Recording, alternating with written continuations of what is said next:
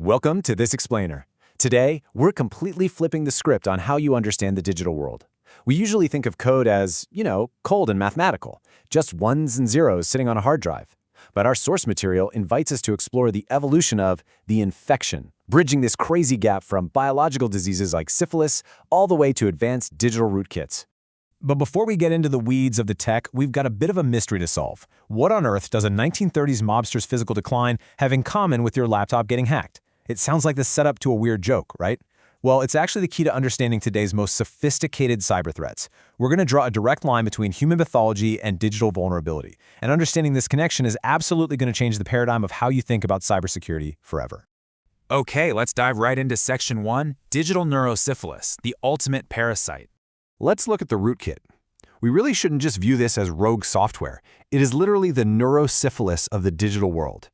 By bypassing all the surface-level security and hiding right in the kernel, the very core of your system, it perfectly mimics a severe biological infection that embeds itself directly into the human nervous system. It buries itself so deeply that it becomes almost incurable. It controls the very environment that's trying to detect it. So it doesn't just infect the system, it becomes part of the system.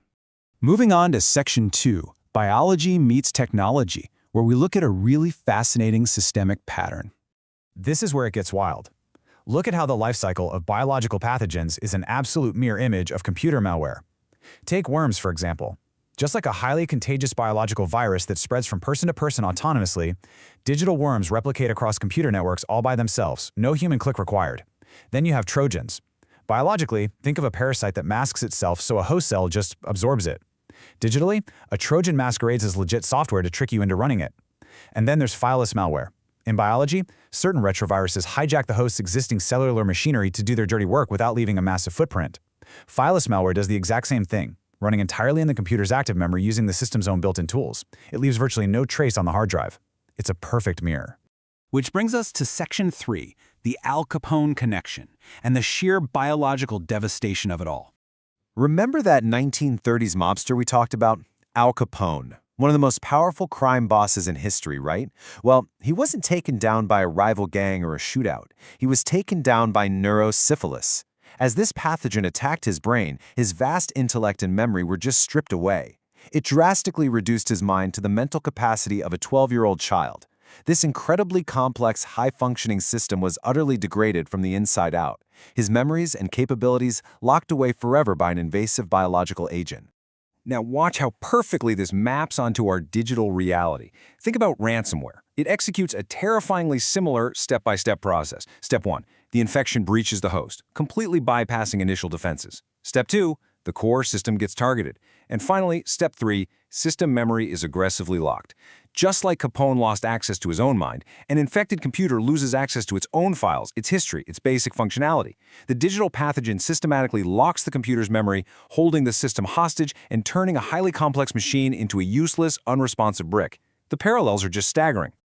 Let's bring it all together in Section 4, Digital Organisms and Reframing Code. Check out this incredibly powerful quote from our source material. Reframing code as a digital organism that replicates and hijacks hosts exactly like biological DNA. If you take away just one thing from this explainer today, make it this. We've got to stop thinking of malware as just math, It's not just some inanimate tool used by a hacker. We need to start treating it as a true digital organism. The code, that's its DNA. It has an evolutionary imperative to replicate, to evade detection, to adapt to new environments, and to hijack hosts just to survive. When a piece of malicious code enters a network, it behaves with the exact same aggressive, survivalist drive as a bacterial infection entering a bloodstream.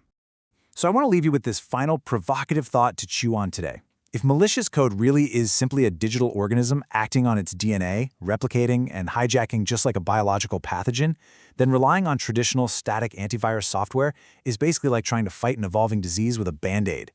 If these infections are truly digital organisms, how do we begin to build a digital immune system?